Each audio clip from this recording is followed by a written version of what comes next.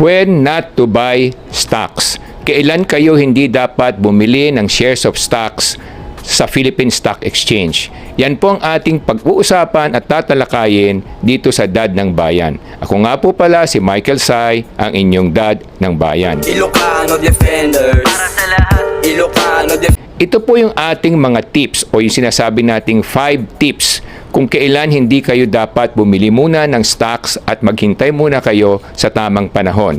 So una, pag ang mga bilihin at presyo ng mga prime commodities o basic commodities ay nagtataasan. So ang tawag po dyan ay inflation. When inflation is rising, isa rin niya sa mga pangitain. Pangalawa, when interest rates are rising, pag tumataas yung mga interest rates at ang sinasabi ng mga central bank, ang iba't ibang lugar at iba-ibang bansa ay dapat nang itaas ang interest rates para na sa ganon ma-arrest nila o makontrol nila yung inflation. Pangalawa yan sa pangitain o signs na dapat nating tingnan. Pangatlo, pag pinag-uusapan na yung sinasabing paghina ng ekonomiya o yung looming recession, pinag-uusapan na malamang magkakaroon ng recession o hihinang ekonomiya dahil nga sa tumataas ang mga interest rate ng bangko, yon ay isa rin pangitain. Third sign yon. Pang-apat na sign na hindi muna kayo dapat bumili ng stock at maghintay muna kayo at ay pag yung currency nyo, lalo na kung wala kayo sa Amerika, nagkakaroon ng depreciation. Nagde-depreciate yung currency o nagkakaroon ng devaluation. Either minor or major devaluation. Pang-apat yan na sinyales na wag muna kayong bumili ng stock.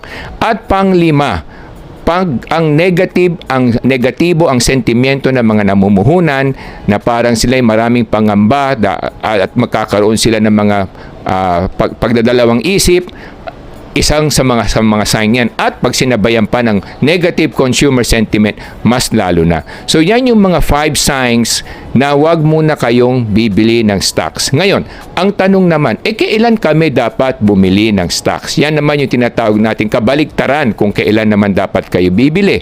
So ito naman po yun. Una sa listahan natin, pag yung interest rates ay bumababa na o nag-stabilize na. Pangalawa, pag yung mga presyo ng bilihin ay nag-i-stabilize na rin.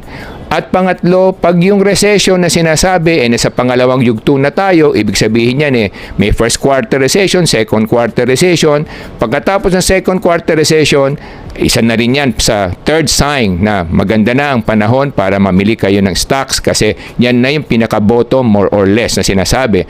Pang-apat, yung sinasabi nating business sentiment. Yung business sentiment is neutral na, hindi na sila negatibo, hindi pa rin sila positibo. Magandang panahon na rin yan para tingnan ninyo kung bibili na kayo ng stocks. So yan po yung mga sinyales na sinasabi natin. At panghuli, pag yung currency nyo medyo nag-stabilize na, so maganda na rin pagkakataon niya. So kinakailangan niya mga signs na yan, narir yan para na sa ganun maging hudyat yan sa inyo kung kailan kayo hindi dapat bumili at kung kailan kayo dapat bumili ng shares of stocks para na sa ganun ang investment nyo ay kumita at lumago. At kung ayaw nyo naman na masyadong nagbabantay sa mga presyo ng stocks at ayaw nyong binabantayan ng iba't ibang kumpanya kung anong kanilang performance, ang pinakamaganda ay bumili na lang kayo nung tinatawag nating exchange traded fund. Sa Philippine Stock Exchange natin ngayon, meron tayong isang exchange traded fund. Ito yung tinatawag nating First Metro ETF.